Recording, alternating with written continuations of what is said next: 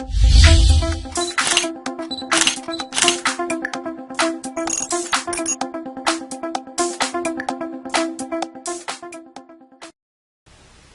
everyone, it's Mary with Studio 2.8 TV. It's the middle of summer and I have a lot of students ask me what type of equipment they should bring on their next vacation. So that's what I'm going to go over in this video. Let's start with the camera bag. I do recommend a backpack because it is a lot more comfortable than an over-the-shoulder camera bag, especially if you're doing a lot of hiking and you're going to be on your feet all day. For the camera, I would only recommend a digital SLR camera. That is the only kind of camera I have ever used. The most lightweight ones on the market are going to be the Nikon 3200, the Nikon 5300, the Canon SL1, or one of the Canons in the Rebel series, and I would recommend the T5i.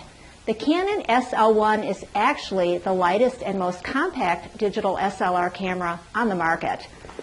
The camera that I use is the Canon 7D. I know this isn't one that I mentioned, but it used to be my camera for my portrait photography, so now I just use it for my landscape photography.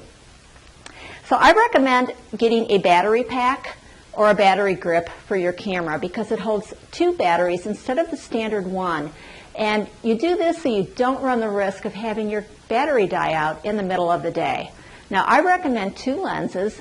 The first one is the Tamron 18 to 270 millimeter lens. This gives you a very wide focal length range. So at 18 millimeters, you could photograph the entire Grand Canyon, and at 270 millimeters, you can zoom in and photograph the eagle that you see on the other side of the ridge. Now, because this camera has a cropped sensor, like most digital SLR cameras do, the 270 millimeters is really more like about 430 millimeters because it has a lens crop factor of 1.6. The other lens that I recommend is a smaller lens, and it is a fixed focal length lens. I call it the Nifty 50. And I like this lens for 3 reasons. First of all, it's very lightweight. It only weighs a couple ounces. Second of all, it's very inexpensive. It runs about $125. And lastly, it opens up to 1.8. So if I see a beautiful flower or a beautiful bird or something that is one of the more intimate parts of nature, I can photograph that and I get a really nice blurry background. There are 2 filters that I recommend for traveling.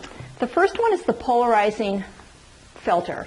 And what this will do is it will turn a light or medium blue sky into a very dark, rich sky. It also increases the contrast between the blue sky and the white clouds. And it also gives an increased saturation to all of the colors in the scene, so it works out really well for landscapes. Second of all, I use a neutral density filter. Now, I like to shoot wide open and at very slow shutter speeds. And sometimes that's very hard to do in the middle of the day in bright sunlight, even at ISO 100. So what the neutral density filter will do, it will reduce the light that falls on the sensor. This particular one will reduce the light by 3 stops. What I can do is I can also stack it with my polarizing filter and I get a 5-stop light loss. I also use a Weibull card. Well, I try to remember this, but sometimes I don't always remember it when I'm on vacation, but it does have the handy neck strap that will remind me that I really need to use this. And this helps me set my white balance. So what I have to do is I have to photograph this card in the same light as my subject. And then when I post-process in either Lightroom or Photoshop, I can calibrate it against this card that I use as my white balance target. I always carry a plastic bag in case there's a pop-up thunderstorm. And lastly, I would recommend that you either have a tripod or a monopod. This is actually a monopod. It's a very small, lightweight one made by Me Photo. It also doubles as a walking stick, and it has a nice little compass on top.